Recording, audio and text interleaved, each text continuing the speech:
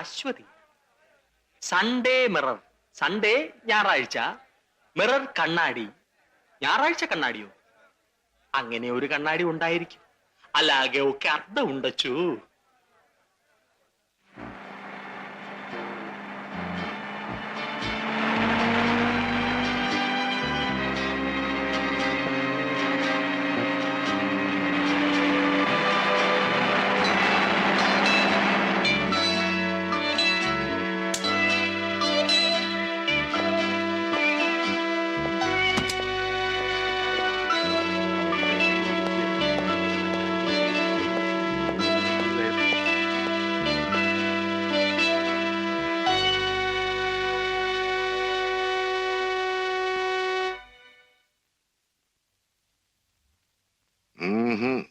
രക്ഷയില്ല.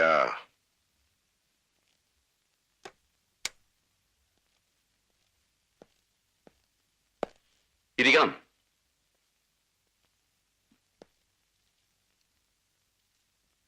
വായിച്ചു നോക്കണം.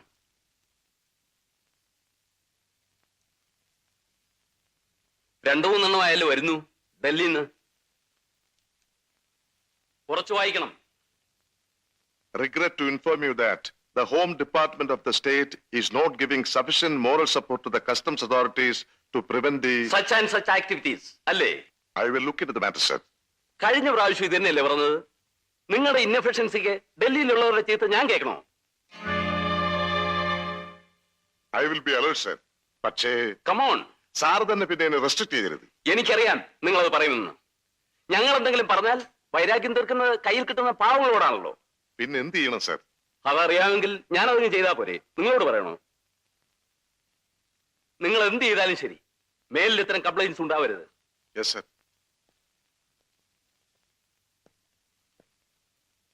മിസ്റ്റർ തോമസ്, സർ, നിങ്ങൾ തന്നെ ഐ ജി ആയിട്ടിരിക്കണമെന്ന് എനിക്ക് നിർബന്ധമൊന്നുമില്ല. There are other competent persons.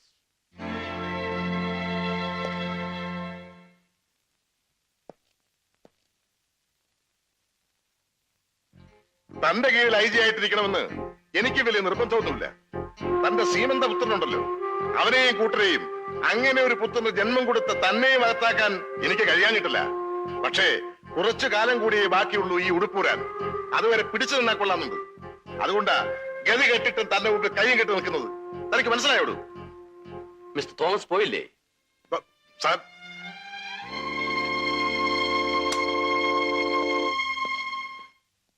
കളയടോ തോമസേ, ഫർഗറ്റ് ഇറ്റ്. ഞാനിത് കുറെ അനുഭവിച്ചിട്ടുള്ളതാ. കാക്കിയിട്ടവന്റെ വിധിയാണിത്. അതല്ല സാറേ, ഈ 6ാം ക്ലാസ്സും ഡ്രില്ലും ഒക്കെ പാസ്സായതിന് മുമ്പിൽ നമ്മൾ ഈ കാക്കി ഉടുപ്പ് ഇട്ടുകൊണ്ട് അനുഭവിക്കേണ്ടി വരുന്ന ഗതികേടുണ്ടല്ലോ, അത് മഹാബോർ തന്നെയാ. എന്ത് ചെയ്യാൻ പറ്റും? കുറച്ചു കാലം കൂടിയല്ലേ ഉള്ളൂ. കടിച്ചു പിടിച്ച് നിൽക്കുന്നേ. You suppress your emotions and feelings. അതല്ലേ മാർഗമുള്ളൂ. ഏയ്, അങ്ങനെ വിടാനൊന്നും തീരുമാനിച്ചിട്ടില്ല. തൊപ്പി പോയാലും ശരി, അവനെയൊക്കെ ഒരു പാഠം പഠിപ്പിച്ചിട്ടേ ഞാനടങ്ങും.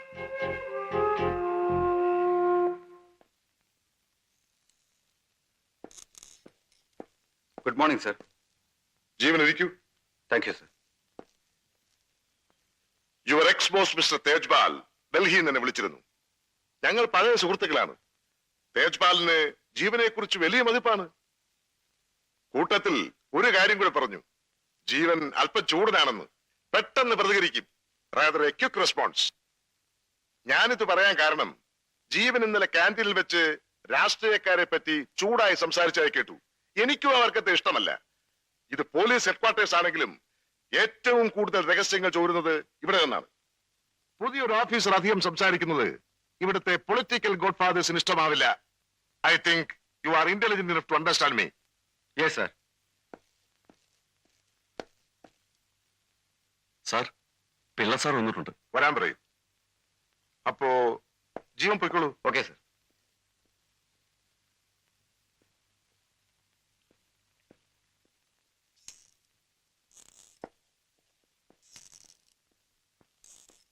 ആ, ഗുഡ് മോർണിംഗ്. പിള്ളച്ചേട്ടൻ ഇരിക്കൂ. പിള്ളച്ചേട്ടൻ ഇന്നലെ സെക്രട്ടേറിയറ്റിൽ വെച്ച് എന്നോട് ചൂടായപ്പോ ഞാൻ ഒന്നും മിണ്ടാതിരുന്നത് കൂടെ 1-2 പേർ ഉണ്ടായിരുന്നുകൊണ്ടാണ്. പിള്ളച്ചേട്ടൻ ഇപ്പൊ പ്രതിപക്ഷ നേതാവാണെങ്കിലും കുറച്ചു കാലം മന്ത്രിയായിട്ടിരുന്ന ആളല്ലേ. ഞാനിരിക്കുന്ന ഈ കസേരയ്ക്കും പേനയ്ക്കും എന്തു വിലയുണ്ടെന്നുള്ളത് പിള്ളച്ചേട്ടൻ അറിയാമല്ലോ. ഞങ്ങളുടെ ഭാഗത്തു നിന്നും അനാസ്ഥ ഉണ്ടെന്നുള്ള കാര്യം ശരി തന്നെ. എന്ന് വെച്ച് പോലീസുകാർ വെറും പഴങ്കഞ്ഞുകളാണെന്നൊക്കെ പറഞ്ഞാൽ എങ്ങനെയാ പിള്ളച്ചേട്ടാ? അതൊക്കെ ആ സമയത്ത് ഒരു ആവേശത്തിന്റെ പുറത്ത് പറഞ്ഞല്ലേ, താനെ ഒന്നും കാര്യാക്കണ്ട. അല്ല, അതെനിക്കറിയാം. ഞങ്ങളുടെ ഫോഴ്സിന്റെ കഴിവ് ഞാൻ കാണിച്ചു തരാം.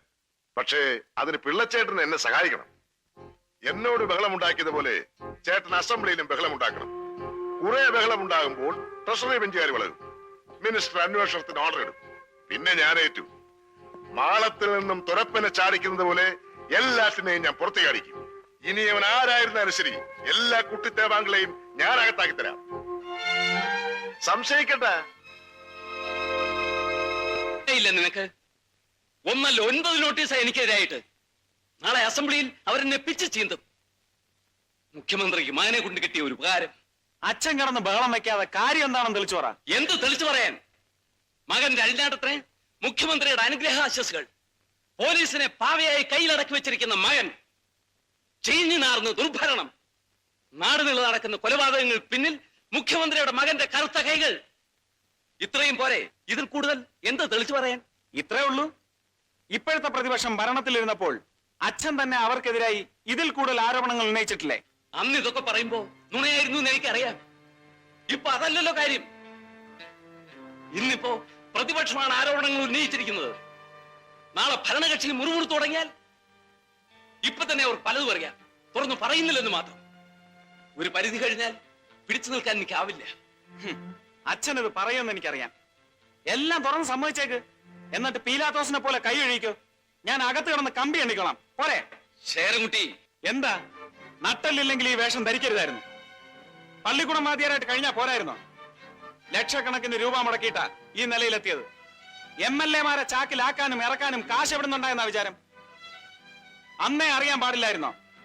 ഏലപ്പാറ LP സ്കൂളിലെ വെറും വാദ്യാര് കേരളം ഭരിക്കുന്ന മുഖ്യമന്ത്രിയാവണമെങ്കിൽ പലതും സഹിക്കേണ്ടി വരുമെന്ന്. എന്തുണ്ടായിരുന്നു അവകാശപ്പെടാൻ പാരമ്പര്യമായിട്ട്? 1.5 സെന്റ് ഭൂമിയും ഒരു ഓലപ്പുരയും മുഷിഞ്ഞ നാറിയ ഒരു കതർ ഷർട്ടുമല്ലാതെ. ഇത് മുഴുവൻ കാശ് കൊണ്ടുണ്ടാക്കിയതാ. വെറും കാശ് കൊണ്ട് മാത്രം. അന്നൊക്കെ ശേഖരൻകുട്ടി ആവശ്യം പോലെ ഉപയോഗിച്ചില്ലേ? ഇന്നെന്താ മകനെ വേണ്ടാതായത്?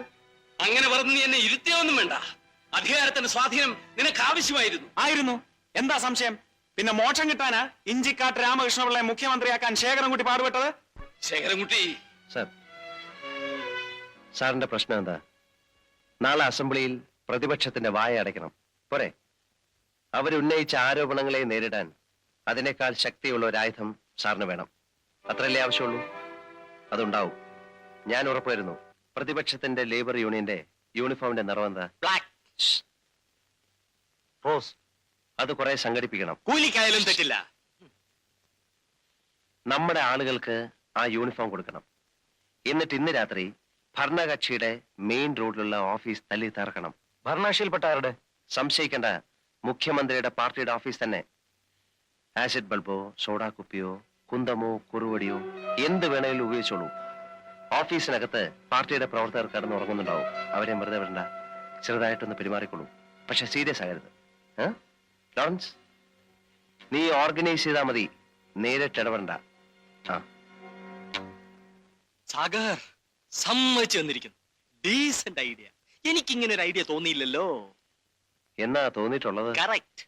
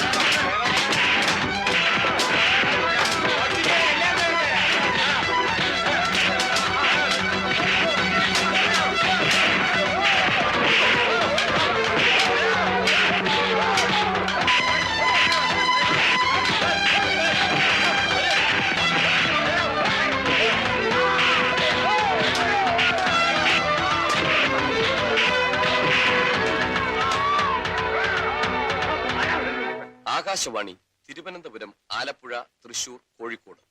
പ്രാദേശിക വാർത്തകൾ വായിക്കുന്നത് ബാലചന്ദ്രൻ.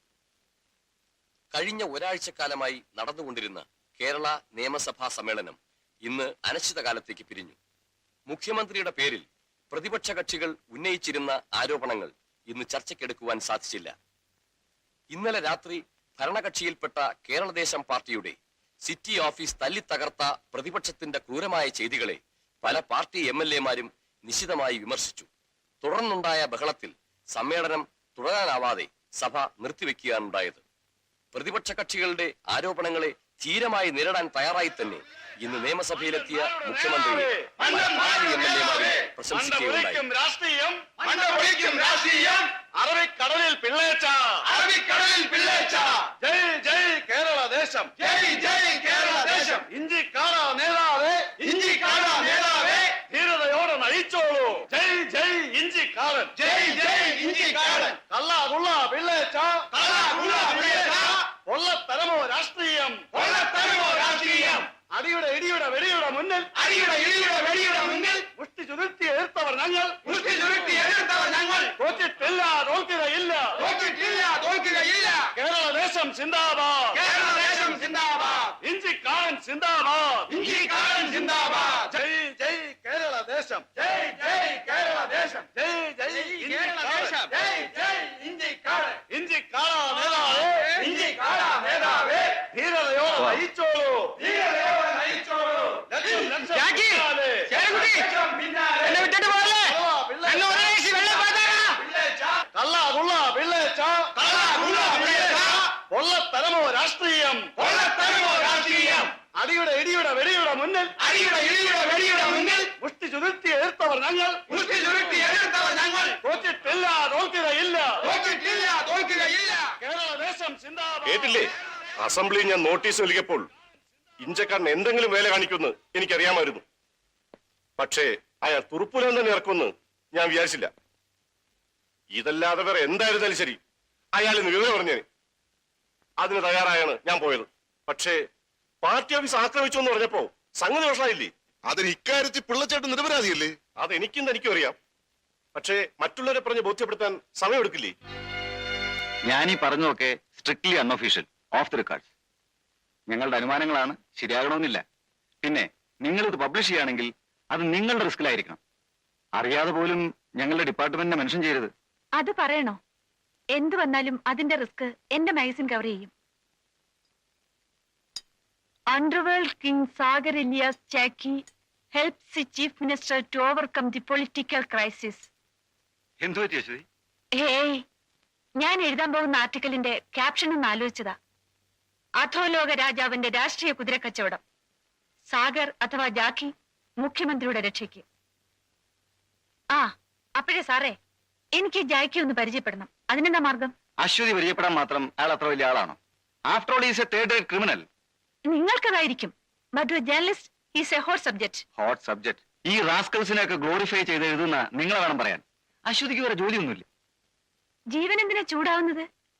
എനിക്ക് ജാക്കിയോട് പ്രത്യേക താല്പര്യമൊന്നുമില്ല. തെങ്ങിന്റെ കാറ്റുവീഴ്ചയെക്കുറിച്ചും റബ്ബറിന്റെ വിലയെക്കുറിച്ചും ഒക്കെ എഴുതി അയച്ചാൽ അതൊക്കെ അതേ സ്പീഡിൽ തിരിച്ചു വരും. എന്നോടെ വേറെ വല്ല പണിയും നോക്കിക്കൊള്ളാൻ പറയും. പത്രക്കാർക്ക് വേണ്ടത് അധോലോക രാജാക്കന്മാരുടെ വീരസാഹസിക കഥകളാ. How they control the political machinery. അവർ പോലീസുകാരെ എങ്ങനെ അമ്മാനമാടുന്നു. പോലീസുകാരെ പറ്റി അനാവശ്യം പറഞ്ഞോണ്ടല്ലോ. അയ്യോ, ഞാൻ സാറിനെ കുറിച്ചല്ല പറഞ്ഞത്. സാറ് മാത്രമല്ലല്ലോ, ഇവിടെ വേറെയും പോലീസ് ഓഫീസേഴ്സ് ഉണ്ടല്ലോ. ആ പിന്നെ ജാക്കിയെ ഞാൻ കണ്ടുപിടിച്ചോളാം, വിത്തൗട്ട് യുവർ ഹെൽപ്പ്.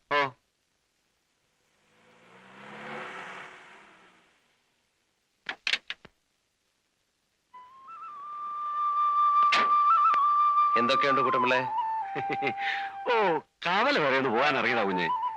അല്ല, കുഞ്ഞിന് ഈ മന്ത്രിമാരെ MLA-മാരെ ഒക്കെ വലിയ പിടിയല്ലയോ? പറഞ്ഞ് റോഡൊന്ന് ശരിയാക്കിയിരുന്നു. വണ്ടി അങ്ങ് വീട്ടുമുറ്റത്ത് ചെല്ലത്തില്ല. ഞാൻ മന്ത്രിയായിട്ട് കുട്ടമ്പിള്ളേ റോഡൊക്കെ ശരിയാക്കാം. ഓ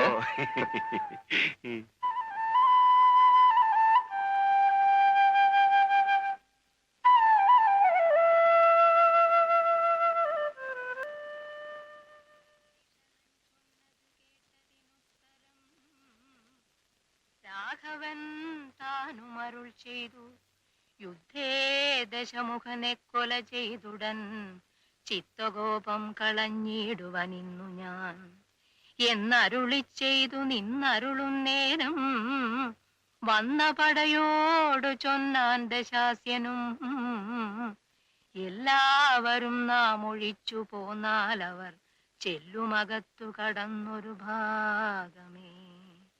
പാർത്തു ശത്രുക്കൾ കടന്നുകൊള്ളും മുന്നേ കാത്തുകൊള്ളുവിൻ നിങ്ങൾ ചെന്ന് ലങ്കാപുരം. ഏവം നിയോഗിച്ച നേരം നിശാചരരേവരും ചെന്ന് ലങ്കാപുരം മേവിനാർ. വൃന്ദാരകാരാതി രാവണൻ വാനര വൃന്ദത്തെ എയ്തെയ്തു തള്ളിവിട്ടീരിനാർ. വാനരേന്ദ്രന്മാർ അഭയം തരീകെന്ന് മാനവേന്ദ്രൻ കാൽക്കൽ വീണിരന്നീടിനാർ. വില്ലും ശരങ്ങളും ആശു കൈക്കൊണ്ട് കൗസല്യാതനയനും പോരിനൊരുമിച്ചാൻ. വൻപനായുള്ളോരിവനോട് പോരിന് മുമ്പിലടിയൻ അനുഗ്രഹം നൽകണം.